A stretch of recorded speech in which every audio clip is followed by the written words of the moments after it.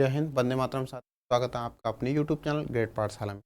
दोस्तों कैसे हैं? उम्मीद करता हूँ अच्छे होंगे और आप यूपी टेट या फिर सी टेट की तैयारी अभी से करने लग रहे होंगे, क्योंकि काफ़ी लंबा सा वक्त हो गया 2021 से अभी तक नोटिफिकेशन किसी भी चीज़ के नहीं आए हैं। ठीक है, हो सकता है कि इसमें एग्ज़ाम पैटर्न में कुछ बदलाव हो या फिर आपकी जो सिलेबस है उसमें बदलाव किए जा रहे हों, तो हो सकता है कुछ बदलाव के साथ में आपके सामने पेश नोटिफिकेशन हो जाए।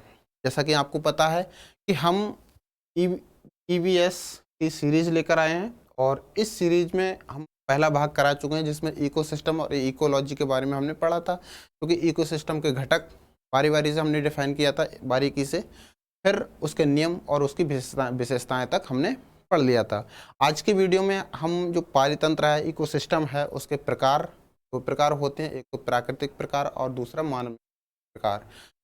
प्राकृतिक प्रकार भी दो प्रकार का होता है, एक तो स्थलीय और जलीय। ठीक है, तो इस वीडियो में हम जो प्राकृतिक प्रकार का पहला प्रकार है यानी कि स्थलीय प्रकार, उसको हम कंप्लीटली पढ़ेंगे और बहुत अच्छे से एक एक चीज़ को बारीकी से समझेंगे।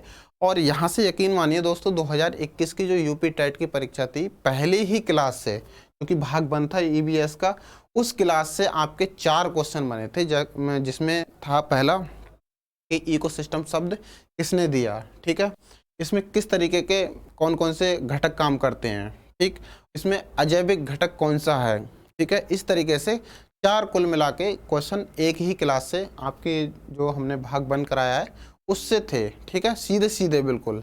तो हम इस तरीके से पढ़ेंगे कि आपका एक भी क्वेश्चन, जो 30 क्वेश्चन आते हैं, उसका 30 में से 30 ये ईवीएस प्लस पॉलिटी के भी एक आध क्वेश्चन उसमें ऐड करेगा। ठीक है, तो वो यहाँ से बाहर नहीं जाएंगे, ध्यान रखना।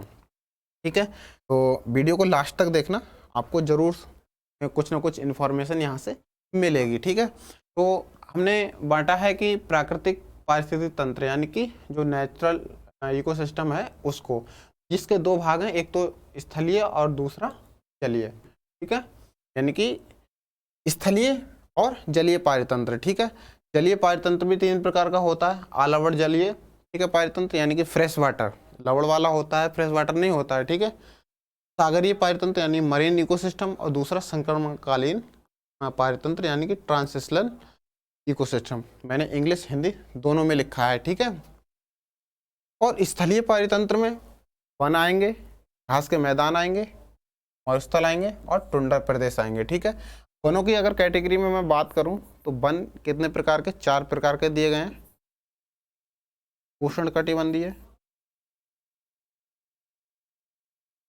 हो सके तो नोट्स बनाते रहना। उष्णकटिबंधीय में भी 2 प्रकार हैं, एक तो ऐसे उष्णकटिबंधीय जो कि वर्ष भर हमेशा हरे भरे रहते हैं यानी कि सदाबहार वन। ठीक है, और दूसरे ऐसे जो कि मौसम के अनुसार पत्ते झाड़ देते हैं यानी कि बोल सकते हैं पर्णपाती वन। ठीक है, उनको एक एक करके हम समझेंगे अच्छे से। ठीक है, दूसरा है शीतोष्ण, शीतोष्ण प्रकार के वन। तीसरा है भूमध्य, भूमध्य सागरीय, सागरीय वन।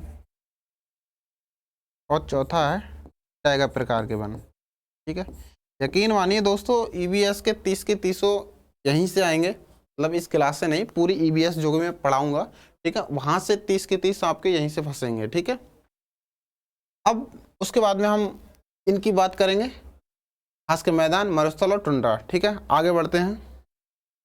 आगे बढ़ने से पहले हम थोड़े वन पारिस्थितिकी तंत्र के कुछ पॉइंट्स के बारे में नज़र डालते हैं। वन पारिस्थितिकी तंत्र यानी कि जो फॉरेस्ट इकोसिस्टम है, उसके लिए तापमान, आर्द्रता और मृदा आवश्यक कंपोनेंट हैं, यानी कि जो कंपलसरी कंपोनेंट हो जाते हैं। ठीक है, जो हमारी जलवायु है किसी भी पारितंत्र के लिए, जो वन की पारितंत्र है उसकी बात कर रहे हैं यहाँ पे, तो जलवायु और मृदा का जो हमारा निर्धारित स्वरूप है, वो ये निर्धारित करता है कि वनस्पति का वितरण किस प्रकार से होगा। यदि मृदा का स्वरूप कैसा है, किस तरीके का है, और हमारा जलवायु किस तरीके का, गर्म जलवायु है, मृदा गर्म है, तो उसी तरीके से जो वनस्पति है वो आपकी किस तरीके से होंगी। ठीक है, मृदा अगर नमी वाली है, आर्द्रता वाली है, और वहाँ की जलवायु क्या है, गर्म है, तो वहाँ की जो वनस्पति है वो कैसी होगी, झाड़ीदार यानी कि लंबी और घनी होगी। ठीक है, चौड़े पत्ते वाली। ठीक। उसके बाद में बोल रहा है कि जो वन है, वन पारितंत्र है, उसको मुख्यतः 3 भागों में डिवाइड किया है, जैसे कि उष्णकटिबंधीय, शीतोष्णकटिबंधीय और शंकुधारी वन। ठीक है। अगर इनको अक्षांश को देखा जाए तो यहाँ पर निम्न अक्षांश, मध्य अक्षांश और उच्च अक्षांश। ठीक है। अक्षांश की भी बात करेंगे, कितनी डिग्री से कौन सा वन कहाँ तक पाया जाता है। ठीक है। तो चलिए अब आगे चलते हैं। आगे देखिए, आगे मैंने उष्णकटिबंधीय वन को ले लिया है, और यहाँ पर उष्णकटिबंधीय वन 2 प्रकार के होते हैं। एक तो ऐसे उष्णकटिबंधीय वन जो कि सदाबहार रहते हैं, ठीक है, एवरग्रीन रहते हैं हमेशा, और दूसरे ऐसे जो कि मौसम के अनुसार पत्ते अपने झाड़ देते हैं। ठीक है। यहाँ की कंडीशन देख लीजिए, यहाँ से बहुत ज़्यादा क्वेश्चन बनता है, वनों से एक क्वेश्चन आपका मिलेगा ही मिलेगा। ठीक है। यहाँ सबसे पहले ये तो विषुवत, सबसे पहले ये विषुवत क्षेत्रीय, विषुवतीय प्रदेशों में होते हैं। ठीक है। दूसरा पॉइंट इसमें है कि इसमें औसतन वर्ष भर जो वर्षा है, वर्षा का स्तर क्या रहता है, 200 प्लस सेंटीमीटर। ठीक है। 200 प्लस सेंटीमीटर की वर्षा होती है, और यहाँ का जो तापमान होता है वो कैसा होता है, उच्च होता है। ठीक है। यानी कि बहुत ज़्यादा होता है, उच्च तापमान होता है, उच्च तापमान होता है, और उच्च ही आर्द्रता हो रहती है।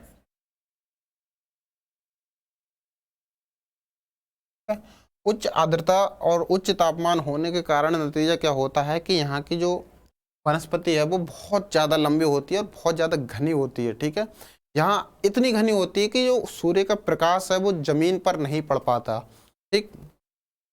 यानी कि इस तरीके की कंडीशन यहाँ पर पैदा हो जाती है। और यहाँ पर अगर मैं वनस्पति के नाम की बात कर लूँ तो किस तरीके की वनस्पति पाई जाती है, जैसे कि रोजवुड, रोजवुड हो गया, महोगनी हो गया, आपका आबनूस हो गया। ठीक है। इस तरीके की ये वनस्पति पाई जाती है। ये बहुत बहुत लंबे पौधे होते हैं और इनसे लकड़ी बहुत अच्छी मात्रा में मिलती है। ये ऐसे प्रदेश रहते हैं जो कि बहुत ज़्यादा, जैसे कि जहाँ पर जैव विविधता केंद्र वाले क्षेत्र रहते हैं, वहाँ पर ये चीज़ें मिलती हैं, यानी कि उष्णकटिबंधीय सदाबहार वन दिखाई देते हैं। ठीक है। देखिए अगर मैं बोलूँ तो ये पृथ्वी है, और यहाँ की ये क्या है, 0 डिग्री अक्षांश रेखा है। 0 डिग्री अक्षांश रेखा से लेकर 30 डिग्री उत्तर और 30 डिग्री साउथ। ठीक है। ये जो क्षेत्र है ये आपका उष्णकटिबंधीय क्षेत्र पाया जाता है। हालांकि सदाबहार वन, सदाबहार और पर्णपाती, इनमें 2 कैटेगरियाँ शामिल रहती हैं। ठीक है। इस तरीके से अब आ जाते हैं, इसी का दूसरी कैटेगरी है उष्णकटिबंधीय मानसूनी या फिर जो कि पर्णपाती वन। यानी कि यहाँ देखा जाए कि ये विषुवत प्रदेशीय क्षेत्रों में होते हैं, हालांकि ये भी होते हैं, ये उससे टॉप पे होते हैं। यानी कि अगर मान लिया कि यहाँ पर ये 20 डिग्री पे है तो 20 के बाद में 30 डिग्री तक ये उष्णकटिबंधीय मानसूनी वन होंगे। ठीक है। यहाँ की वर्षा से यहाँ पर वर्षा कम होती है, यहाँ पर मैं लिख देता हूँ, वर्षा कम होती है इसकी अपेक्षा। ठीक है। और तापमान व आर्द्रता भी इसकी अपेक्षा कम रहती है। ठीक है। इतनी कम नहीं रहती, लेकिन कम रहती है इसकी अपेक्षा। ठीक। आर्द्रता, ठीक है, यानी कि तापमान भी कम रहता है इसकी अपेक्षा, वर्षा भी कम रहती है और आर्द्रता भी कम रहती है। इसमें कौन कौन से आते हैं, शीशम, चीड़, सॉरी चीड़ नहीं, देवदार,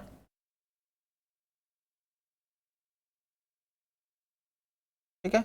इस तरीके के जो पेड़ हैं, जो पौधे हैं, वो आते हैं और ये मौसम के अनुसार अपने पत्तों को गिरा देते हैं। ठीक है। आगे चलते हैं। ये होगी हमारे उष्णकटिबंधीय वनों की बात। ठीक है। हमने देख लिया कि कौन कौन सी लकड़ी पाई जाती है और कौन कौन सी। तो बाद में आते हैं शीतोष्ण कटिबंधीय यानी कि टेम्परेट फॉरेस्ट। ठीक है। टेम्परेट फॉरेस्ट भी 2 प्रकार के होते हैं, एक तो शीतोष्ण सदाबहार वन और दूसरा शीतोष्ण मानसूनी या फिर पर्णपाती वन। ठीक है। अब यहाँ पर बात आते हैं यानी कि शीतोष्ण, यानी कि ये गर्मी भी है और शीत भी है। उसकी अपेक्षा यानी कि उष्ण कटिबंधीय की अपेक्षा यहाँ पर जो मौसम है वो वहाँ की अपेक्षा ठंडा रहता है, ठीक है, ठंडा रहता है। नतीजन यहाँ यूकेलिप्टस पाई जाती है इसमें, यानी कि शीतोष्ण प्रकार के सदाबहार वन में, ठीक है, यूकेलिप्टस पाई जाती है, ठीक है। इस तरीके की जो हमारे शीतोष्ण कटिबंधीय वन है उसमें मिलते हैं, ठीक है। अब यहाँ पर ये जो शीतोष्ण प्रकार के वन है वो भारत में भी पाए जाते हैं, भारत में भी पाए जाते हैं, ठीक है, पाए जाते हैं। हालांकि इनसे बहुत ज़्यादा डीपली क्वेश्चन नहीं पूछेगा, सिर्फ इतना ही पूछेगा कि शीतोष्ण प्रकार के वन कितने प्रकार के होते हैं, ठीक है। तो इसमें कौन कौन से पौधे शामिल रहते हैं, जैसे यूकेलिप्टस होगी, शीशम इसमें भी शामिल हो जाएगा, ठीक है। और मानसूनी वन जो कि इसके पत्ते झाड़ देते हैं, तो उसमें आएगा आपका चेस्टनट, वॉलनट, इस तरीके के जो हमारे वन हैं, जो पौधे हैं वो आ जाएंगे, ठीक है। तो ये दोनों ही प्रकार के पौधे हो जाते हैं शीतोष्ण कटिबंधीय वन प्रकार के, ठीक है, वन प्रकार के हो जाएंगे। तो ज़्यादा नहीं लिखना है। अब आगे आते हैं भूमध्य सागरीय वन, ठीक है। भूमध्य सागरीय वन ऐसे रहते हैं कि ये जो है आपके मध्य अक्षांशों में, महाद्वीपों के पश्चिमी भागों में ये वन पाए जाते हैं, यानी कि जो अक्षांश हैं मध्य अक्षांशों में पाए जाते हैं, मध्य अक्षांशों में, ठीक है, पाए जाते हैं ये पश्चिमी महाद्वीपों में, ठीक है, पश्चिमी महाद्वीपों में,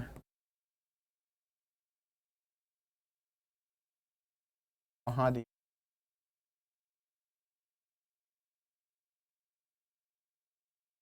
ठीक है। कौन से?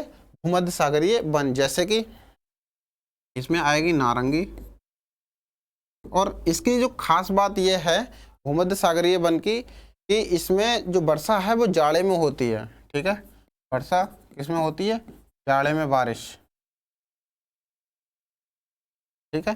यहाँ के जो दिन हैं वो गर्म रहते हैं और जो रातें हैं वो ठंडी व आर्द्रता भरी रहती हैं, ठीक है, आर्द्रता भरी रहती हैं, ठीक है। इसमें जैसे नारंगी हो गया, अंगूर हो गया, नाशपाती हो गया, ठीक है, अंगूर, नाशपाती हो गया, इस तरीके के जो फल वाले चीज़ें हैं वो इसमें आ जाती हैं, यानी भूमध्य सागरीय वन के अंतर्गत, ठीक है। तो इसमें भी ज़्यादा कुछ नहीं लिखना है। एक चीज़ यहाँ पर और नोट करके लिख लेंगे, यहाँ पर जड़ी बूटियाँ,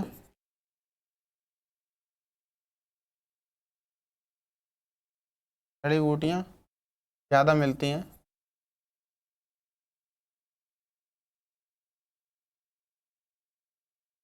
यहाँ से क्वेश्चन बनेंगे, ठीक है, कि कौन से वन हैं जो कि जड़ी बूटियाँ देने में सहायक होते हैं, ठीक है। अब चलते हैं आगे। हालांकि इसमें रंग बिरंगे पक्षी भी शामिल रहते हैं, जो भूमध्य सागरीय वन थे उसमें रंग बिरंगे पक्षी भी आते हैं, ठीक है। अब है ये शंकुधारी। अब शंकु के मतलब ही इसका यही हुआ, इस तरीके का पौधा, शंकु के आकार का। शंकु के आकार का ये इसलिए होता है कि यहाँ पर लगभग पूरे वर्ष भर ये ठंडा इलाका रहता है, लगभग ठंडा इलाका रहता है, ठीक है। और इसके जो पत्ते हैं वो नुकीले होते हैं और इस तरीके के शंकु के आकार के होते हैं। वो इसलिए होते हैं कि सबसे पहले कि जिनका बाष्पन की क्रिया है वो सबसे कम हो, ठीक है। जो पत्ती हैं उनकी नुकीली होती हैं, इसमें क्या है, बाष्पन की क्रिया कम हो, ठीक है। और इसमें एक खास बात और रहती है कि जो बर्फ जब पड़ता है इनकी पत्तियों पर तो बर्फ जो है ढलान से बहुत जल्दी पिघल जाए, बहुत जल्दी नीचे आ जाए, ठीक है, बर्फ ना जमे, ठीक है। ये रहती है शंकुधारी वन की खासियत, ठीक है। इसमें क्या आ जाता है, इसमें भी कुछ ज़्यादा खास चीज़ें नहीं हैं, इसमें कुछ खास चीज़ें नहीं है, जैसे कि इसमें चीड़ आ गया आपका, चीड़, देवदार, स्प्रू, इस तरीके के ये आ जाते हैं। ठीक है, क्योंकि इसमें देखा जाए तो नुकीली पत्तियां होती हैं, वाष्पन की क्रिया जो है वो बहुत कम रहती है, और इसके साथ साथ में जो बर्फ ना जमे ऐसी इसलिए पत्तियां नुकीली टाइप में शंकु आकार में होती हैं। ठीक है, और ये जो है वो 66.5 डिग्री उत्तर और दक्षिणी साइड में होते हैं। यानी कि मैं अभी बताया था कि ये 0 डिग्री अक्षांश और अक्षांश से 66.5 डिग्री के वृत्त पे उत्तरी और दक्षिणी, ठीक है, ये दोनों ही ओर इस 66.5 डिग्री के बाद में ये जो शंकुधारी वन है वो पाए जाते हैं। ठीक है, इसके बाद में ठीक इधर ध्रुवों की तरफ जाते हुए। ठीक है, तो इसमें इतना ही याद रखना है कि इसमें वाष्पन की क्रिया है वो कम रहती है और बर्फ ना जमे, इसीलिए इसकी पत्तियां शंकुआकार की होती हैं। और जो इसमें वर्षा है वो वर्ष भर ये ठंडा रहता है, जिसमें पेड़ है वो चीड़, देवदार, स्प्रू जैसे पाए जाते हैं। ठीक है, अब आ जाते हैं यहाँ पर हमने पढ़ लिया कि शंकुधारी वन तक। ठीक है, बिल्कुल कंप्लीट हो गया। अब आ जाते हैं कि घास के जो पारितंत्र हैं वो। ठीक है, घास के पारितंत्र में बिल्कुल कुछ ज़्यादा याद नहीं रखना है आपको, जो घास के मैदान है उनका नाम याद रखना है। ठीक है, घास के पारितंत्र से मतलब है कि ऐसे क्षेत्र जहाँ पर पेड़ पौधे नहीं हैं, जहाँ घास है वहाँ पर घास का पारितंत्र पाया जाता है। ठीक है, जैसे कि कुछ घासों के मैदान के मैं नाम यहाँ पर लिख दूँ, जो कि परीक्षाओं में बहुत ज़्यादा पूछे जाते हैं कि प्रेरी घास के मैदान कहाँ पे हैं। ठीक है, प्रेरी घास के मैदान कहाँ पे हैं, तो जैसे कि प्रेरी, प्रेरी मतलब संयुक्त राष्ट्र अमेरिका। ठीक है, संयुक्त राष्ट्र अमेरिका में है। अब इसको याद कैसे करेंगे, प्रेरी को याद कैसे करेंगे कि जो अमेरिका है वो सबसे ज़्यादा पावरफुल देश माना जाता है, चाहे हो या ना हो, लेकिन ऐसा माना जाता है कि संयुक्त राष्ट्र अमेरिका जो है वो सबसे ज़्यादा पावरफुल देश है। सारे देश हैं इससे क्या करते हैं, प्रे करते हैं, हाथ जोड़ के क्या करते हैं, प्रे करते हैं। तो प्रेरी से हम क्या याद रखेंगे, संयुक्त राज्य अमेरिका। घास का मैदान क्या है, प्रेरी। ठीक है, अब स्टेपीज, एक घास का मैदान आता है स्टेपीज। ठीक है, ये आता है आपका यूरेशिया का। ध्यान रखना यहाँ से एक क्वेश्चन आपको जरूर 100% मिलेगा। ठीक है, याद रखना 100% मिलेगा स्टेपीज। अब इसको कैसे याद रखेंगे स्टेपीज को, यूरेशिया। स्टेपीज का मतलब है कि हम एक स्टेप देके कहाँ यूरोप से एशिया में आ गए, या फिर एशिया से यूरोप में चले गए, क्या, एक स्टेप देके। ठीक, दोनों ही याद आ गए, यानी कि ये सारे देश क्या है, संयुक्त राष्ट्र से अमेरिका से क्या करते हैं, प्रे करते हैं। ठीक है, उसके बाद में एक स्टेप देके यूरोप से एशिया में आ गए, यूरेशिया हो गया। ठीक, अगला है हमारा हंगरी, इधर है। ठीक है,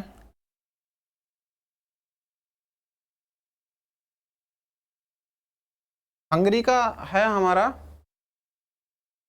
पुस्टाज, पुस्टाज ये जा है। अब इसको कैसे रखेंगे याद, हंगरी का मतलब क्या होता है, भूखा। ठीक है, हंगरी अब भूखा नहीं रहा, हष्ट पुष्ट हो गया।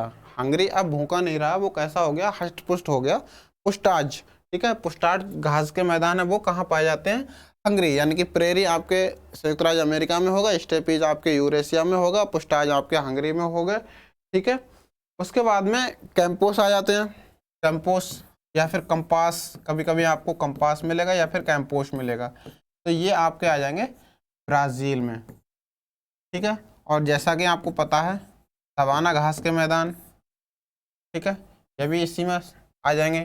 ठीक, सवाना घास के मैदान को सबको जानते होंगे। ठीक है,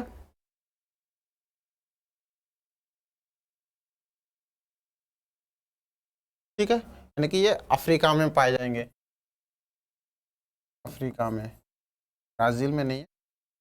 अब ये तो हो गए जो विश्व के थे मुख्य मुख्य। ठीक है, वैसे तो बहुत सारे हैं। अब भारत में घास के पारितंत्र कौन कौन से हैं, जैसे कि सेहिमा डाइकैथियम। ठीक है, सेहिमा डाइकैथियम, दूसरा है डाइकैथियम सेक्रस लेसियूरस। ठीक है, लेसियूरस, और फेगमाइट्स सेकेरम इम्पेरोटा, ठीक है। दूसरा है थेमेडा अरुंडनेला, और पांचवा है हमारा टेम्परेट अल्पाइन। ये 5 तरीके के घास के पारितंत्र हैं। ये पूरी की पूरी पीडीएफ है वो टेलीग्राम चैनल पे भेज दी जाएगी, क्योंकि ग्रेट पाठशाला नाम से ही आपका टेलीग्राम चैनल हो जाता है, ठीक है। आपको इसको ज्वाइन कर लेना, पूरी की पूरी पीडीएफ उस पर भेज दी जाएगी और आप वहाँ से डाउनलोड कर सकते हैं, ठीक है। आगे चलते हैं। आगे आ जाता है कि टुंड्रा, ये लास्ट है इसका, फिर उसके बाद में हम चलेंगे जलीय पारितंत्र पे, ठीक है। टुंड्रा घास के मरुस्थल हो गया, मरुस्थल छूटा है दोस्तों, मरुस्थल यहाँ पर ले लेते हैं, ठीक है। मरुस्थल, मरुस्थलीय पारितंत्र, क्योंकि हर चीज का अपना एक पारितंत्र होता है, और जब घास का पारितंत्र हो जाएगा, समुद्र का पारितंत्र हो जाएगा, वन का पारितंत्र हो जाएगा, तो भाई मरुस्थल भी तो है, मरुस्थल का भी तो पारितंत्र होगा, ठीक है। तो मरुस्थल का पारितंत्र जो है कि यहाँ पर किसी भी प्रकार की बहुत कम मात्रा में वनस्पति मिलती है, अगर मिलती भी हैं तो बहुत छोटी छोटी और जो कटीलेदार झाड़ियाँ टाइप में मिलती हैं, जिसकी जड़ें बहुत लंबी होती हैं, जिसके कारण ये होता है कि उनको बहुत ज़्यादा मात्रा में क्या है बाष्पन, मतलब अवशोषण, पानी के शोषण की ज़रूरत होती है, जो कि दूर दूर से अपना भोजन के लिए पानी को जड़ों के माध्यम से एकत्रित करती हैं, ठीक है। और कटीले होने का कारण यह है कि जो सूर्य का प्रकाश है, तो वहाँ से जो कांटे हैं उसके कांटों से ही क्या करती हैं, वो भोजन बनाने का काम करते हैं, ठीक है। वहाँ पर जो मरुस्थल में पशु हैं वो ऊंची टांगों के पाए जाते हैं, जिससे कि क्या होता है कि जो अपने पेट है वो वहाँ की मरुस्थल की गर्मी से बचाया जा सके, ठीक है। और ये रात्रिचर होते हैं। रात्रिचर का मतलब होता है कि रात्रि में चलने वाले होते हैं, और इसीलिए वो दिन के समय में वो अपने आप को वहाँ की लू और वहाँ की गर्म हवाओं से बचा सकते हैं, ठीक है। तो लिखते हैं यहाँ पर मरुस्थल पारितंत्र, मरुस्थल पारितंत्र हम लिखते हैं। नंबर 1 आप लिखिए कि ये 15 से 30 डिग्री अक्षांश, यानी कि उत्तरी और दक्षिणी दोनों अक्षांश के क्षेत्र में मिलता है, ठीक है। ग्लोब की अगर बात करूं तो 15 से लेकर 30 डिग्री तक ये जो मरुस्थलीय है, मरुस्थलीय पारितंत्र है, वो देखने को मिल जाता है, ठीक है। हर जगह नहीं, लेकिन वहाँ पर इतने डिग्री से इतने डिग्री के बीच में देखने को मिलता है। क्यों मिलता है? क्योंकि यहाँ पर सूर्य की रोशनी सीधी पड़ती है और यहाँ पर बहुत ज़्यादा अत्यधिक गर्मी पड़ती है, और गर्मी के कारण वहाँ क्या हो जाता है, आर्द्रता नहीं हो पाती, वहाँ रेत ही रेत होती है। और आर्द्रता जब नहीं मिल पाती है मृदा को, हमने शुरुआत में ही बात किया था कि किसी भी प्रकार का वन है उसके पारितंत्र होने के लिए मृदा, तापमान और जलवायु एक बहुत महत्वपूर्ण कंपोनेंट है।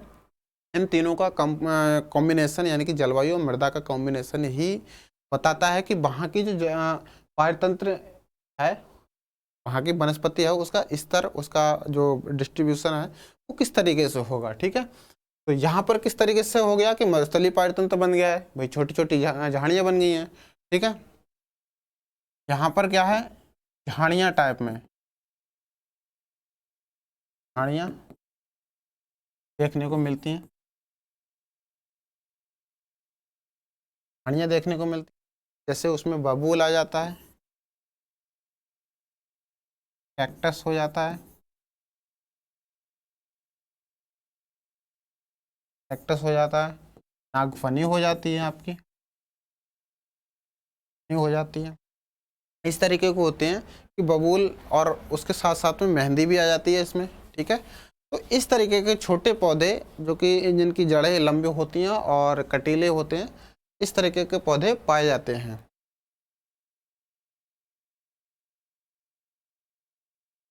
ठीक है। तो ये हो जाता है आपका मरुस्थलीय, ठीक।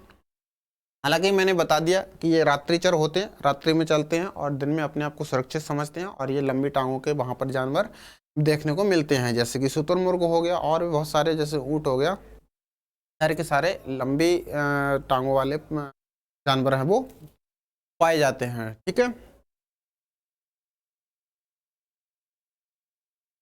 तो इसमें इतनी ही बात हो जाती है। अब आ जाते हैं टुंड्रा, और लास्ट का है, ठीक है। टुंड्रा से समझते हैं कि ऐसे ध्रुवों पे क्षेत्र होते हैं जहाँ पर लगभग हमेशा की हमेशा जो कि बर्फ से ढके रहते हैं, और बर्फ से ढके होने के कारण यहाँ पर बहुत बड़ी मात्रा में वनस्पति नहीं हो पाती है। जो भी होती है वो टुंड्रा प्रकार की पाई जाती है। ठीक है। इसमें जो पशु की अगर मैं बात करूं तो जैसे रेंडियर वगैरह, हलो वगैरह, इस तरीके के जो जानवर हैं वो भी देखने को मिलते हैं। ठीक है। ठीक है। तो इसमें कुछ ज़्यादा याद नहीं रखना है। इसका टुंड्रा का मतलब होता है बंजर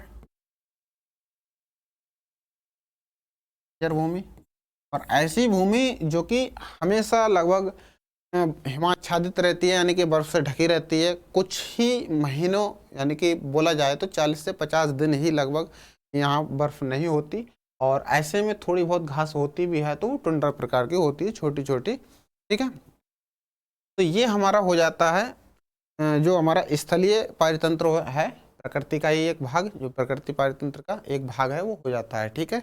यदि आपको वीडियो इन्फॉर्मेटिव लगी हो, कोई भी आपको जानकारी दी गई हो, आपको आपके यूपी टेट सी टेट के हिसाब से, आप हमारे टाइप कीजिएगा कि हमें आपके सपोर्ट की अति आवश्यक है। और हम अब क्या करेंगे कि शाम को